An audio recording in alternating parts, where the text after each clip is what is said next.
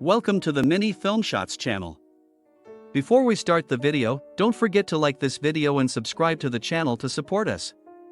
Jennifer, unaware of what is about to happen, has rented a quiet forest cabin to finish her novel. She goes to pick up the keys to the cabin from an old man named Earl. After handing over the keys, Earl describes the location of the cabin. He warns that reaching it is quite difficult and that there are no other settlements around. Although the location of the house is a bit eerie, it offers a great view. This forest cabin is exactly what Jennifer is looking for. After setting out, she cannot seem to find the right way no matter how much she drives around.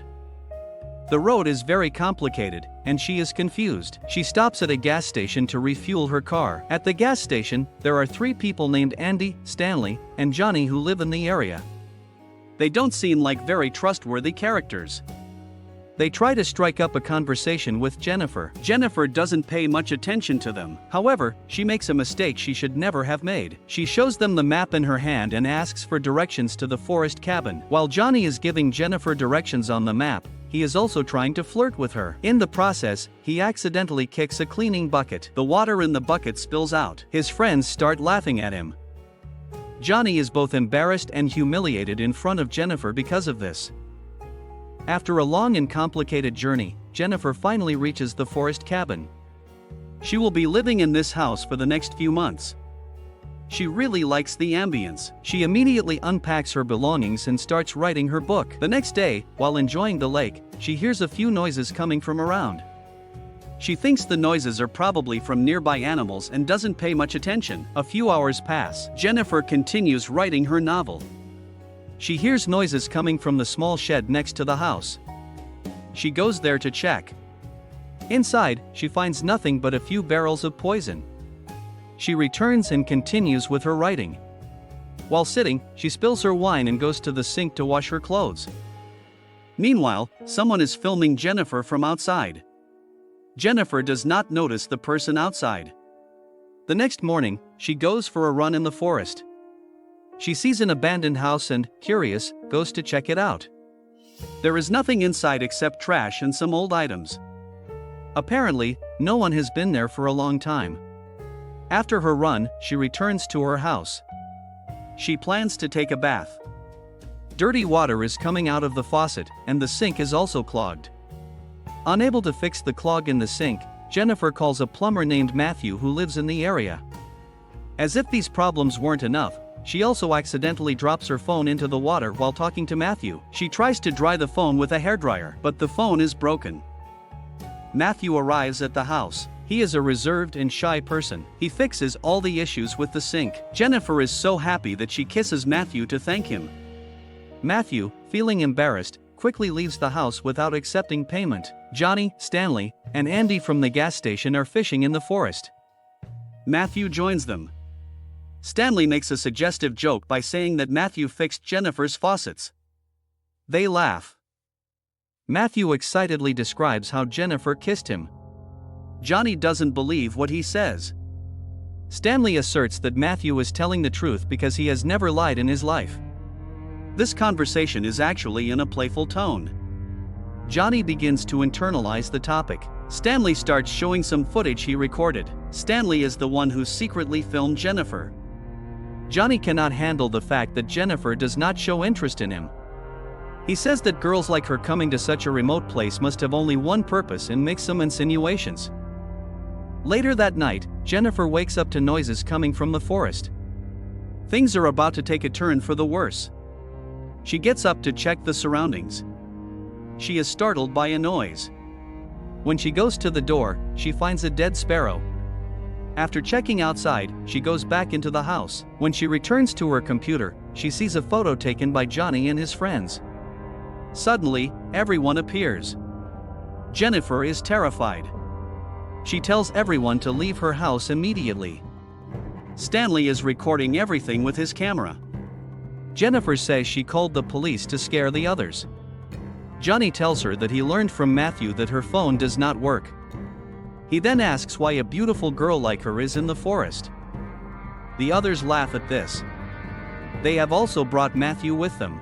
Johnny starts harassing Jennifer with questions. Andy is holding Jennifer's bra that he took from the closet. Johnny asks her to drink alcohol with them. When Jennifer refuses, he gets angry. He insists that Jennifer drink alcohol. Matthew, in a corner, simply watches them, scared. Johnny then asks Jennifer to show her teeth. The situation is turning disgusting. Jennifer finds this absurd. She does not want to show her teeth and asks them to leave her house. Johnny threatens Jennifer with a stick and demands that she show her teeth again. Terrified, Jennifer shows her teeth. Johnny then pulls out a gun from his pocket and puts the barrel in Jennifer's mouth.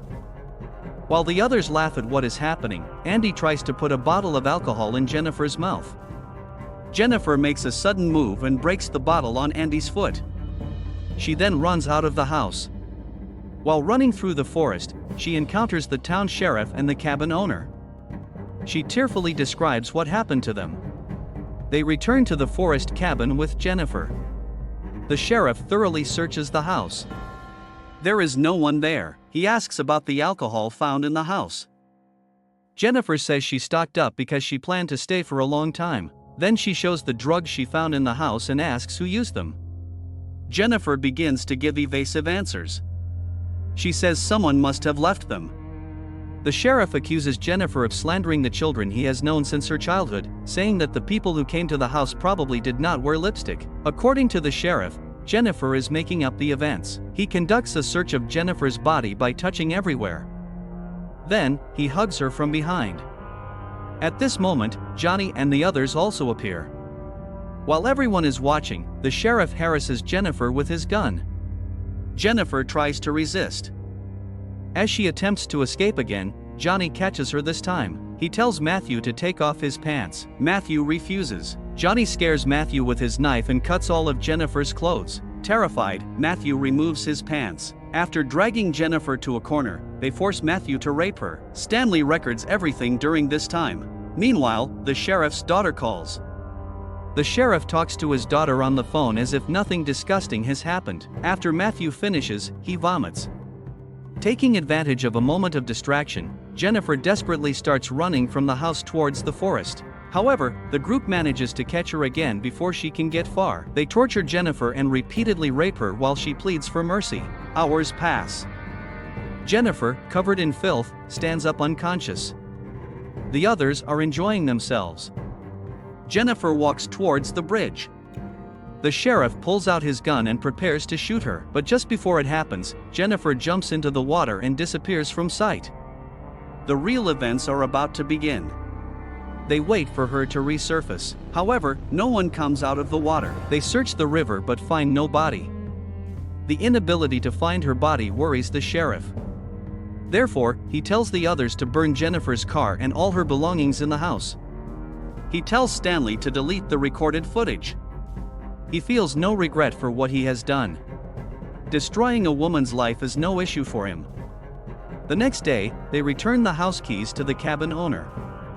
They say Jennifer was an alcoholic and drug addict and that she left the house. A few days have passed since the incident. Everyone is fine. They continue their lives as if nothing happened. However, Matthew cannot forget what happened. A month later, Stanley comes running to the others. He says his camera has been stolen. Although the sheriff told him to delete the recordings, he has not destroyed the tape. The footage is still in the camera. Johnny has a breakdown. Andy intervenes to calm them down.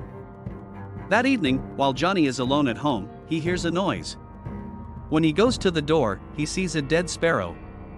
Confused, he returns inside. But then he hears another noise. He grabs his gun, goes to the door, and starts threatening. This time, there are Jennifer's slippers at the door. Panicked, he starts shooting at all the rustling bushes with his gun and begins to run. However, he finds nothing. The next day, when the sheriff returns home, he learns that someone has sent an envelope to his house. Inside is the footage recorded by Stanley. His wife was unable to play the tape. Enraged, he goes to confront the others. He attacks Stanley, asking why he sent the tape to his house. Johnny thinks Matthew is responsible for this. He says Matthew has not been around for a long time and that he has not forgotten what happened. The sheriff tells the others to bring him to him that night. Later that day, he goes hunting with the cabin owner. When they stop to rest, he kills the old man with his gun because he was the last person to see Jennifer. Meanwhile, Matthew wakes up in the abandoned cabin next to the forest house. Jennifer is sitting in front of him. Matthew is relieved that she is alive and goes to her. He tells her he is sorry. Jennifer acknowledges that he is sorry but says it is not enough, then strangles him with the rope she has and drags him. At this moment, Stanley and Andy are searching for Matthew in the forest. They hear music. When they follow the sound, they reach the abandoned house in the forest. While Andy searches inside for Matthew, Stanley looks outside. Jennifer suddenly appears in front of Stanley. She walks towards him to capture him. She steps on a bear trap and screams in pain. Hearing the scream, Andy runs towards Stanley. Jennifer knocks both of them unconscious with a baseball bat. After a while, Stanley wakes up. In front of him are Jennifer and his beloved camera. Jennifer rubs fish guts on Stanley's face. To keep his eyes from closing, she hooks his eyes to a tree. After a while, crows arrive due to the smell of the fish guts. Stanley dies in agony this way. Andy, meanwhile, is bound and has his eyes open on a tub. Jennifer fills the tub with water and pours the poison she saw in the cabin into it. She then removes the support logs from under Andy. His face will burn if it touches the water. Waiting for a long time is impossible. Andy starts begging. Jennifer reminds him that she also begged them. Then, Andy is repeatedly submerged in the water until he dies. Jennifer has taken some of her revenge. Next up is Johnny. She goes to the gas station. She neutralizes Johnny with a metal object. Johnny wakes up tied up like the others. Jennifer pulls out Johnny's teeth one by one. Johnny begins to urinate from fear and pain. Finally, Jennifer castrates Johnny with large garden shears. Johnny dies from blood loss. On the other side of town, the sheriff receives an excited phone call from his daughter. She is very happy because their new teacher has come to visit them. She says she will pass the phone to the teacher. The person who takes the phone is Jennifer. She tells the sheriff that his daughter is a very sweet girl. The sheriff, worried about his family's safety, makes a sudden turn. When he returns home, Jennifer and his daughter are out for a walk. He starts looking for his daughter. When he gets back to his car, Jennifer hits him hard on the head and knocks him out. When he wakes up, he is tied up. There is a shotgun inserted into his rectum. Jennifer appears and talks about how good her daughter is. Then she inserts the gun a bit deeper. Matthew is lying unconscious right in front of the sheriff. Jennifer ties a string to the gun's trigger. The other end of the string is tied to Matthew's hand. Thus, the moment Matthew wakes up and moves, the trigger will be pulled. As Jennifer exits, the sheriff begs for his life. A few minutes later, Matthew wakes up and starts moving.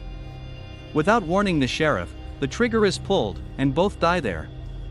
Thus, we come to the end of this film. You can like this video to support us.